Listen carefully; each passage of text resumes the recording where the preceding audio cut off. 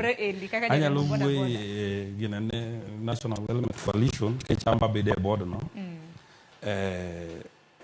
Since ne gibiro e piny Kenya gisekonyo, wanyalo wacho ni gisekonyo matut. Gin organization mowuok ne ngima mar dhano, because iyudo ni gibiro to gisensitize jogewa mar rwako helmet, gikonyowa makata dwe mokalo abedo gi nyasi maduong' Kibera ka kelo jo boda te ka ngiso gi the way ka kirwako helmet, kech iyudo ni helmet ni kaka en ni iyudo ni jogewa rwake kama iyudo orwake kama manok ber. Helmet nyaka oneg ng'ato rwake kama, onegi mak helmet kama tiduoke iye kama tirwake, kiserwake kama ti make sure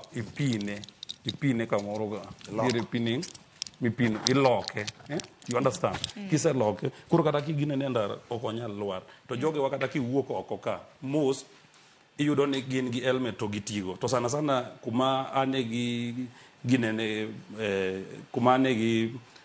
machando ahinya en town. Iyudo ni jo town jogo ok rwak helmet, jogo iyudo ni kata mana reflector girwaki ni kirwako reflector kanjo maki, kirwako helmet kanjo maki, iyudo ni gine magidwoko wa bei chien. Kech iyudo ni most riders manie dier boma mar town gine magidhi wrong side.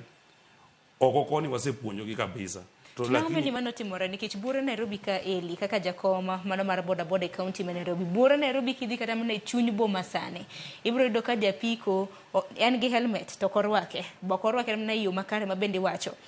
koro okaw helmet no to keto but tangi kacha koriembo nikech gima yangore buore Nairobi ka wach ma bende liekre ni kirwako helmet kinja piko morwako helmet buore Nairobi nyise no kiwuog Nairobi nyaka kanjo bithagi kama hinya nyaka dhi City Hall kacha adiera mar wach ma kamane nango adiera te en kamano mana kaka iwache no, to lakini an jogewa ma warito kaka jo boda angisoge ni we luoro kanjo en dhano ka in bed gi safety